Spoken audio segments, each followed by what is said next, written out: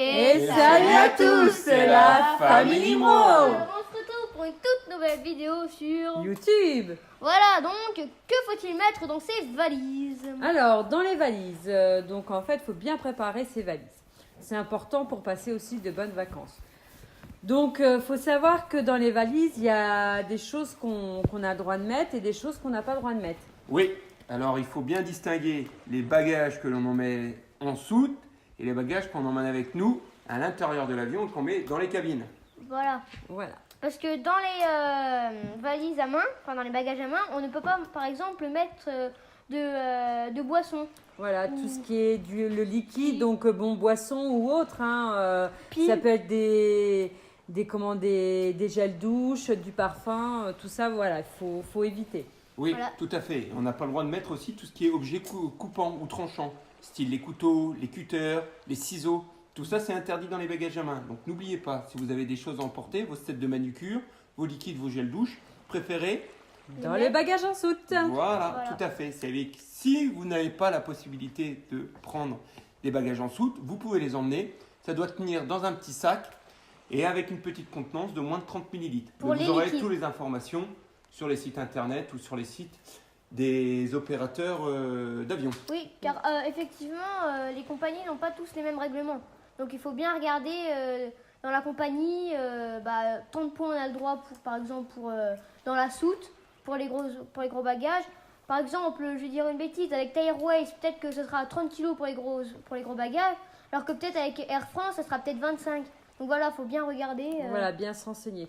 Après, nous aussi, on a des petites astuces. C'est qu'en fait, généralement, on prend 3 grosses valises. Donc, on pourrait dire une valise pour chaque personne. Mais non, parce qu'en fait, on part toujours dans ce principe qu'on peut éventuellement perdre nos valises. Ce qu'on ne souhaite pas. Donc, en fait, ce que nous, on fait, on divise dans les 3 valises les affaires de tout le monde. Donc, des affaires à l'un, dans l'une, dans l'autre. On rajoute un peu de médicaments qu'on dispatche dans nos 3 valises. Aussi, il faut savoir que pour les médicaments, ayez l'ordonnance.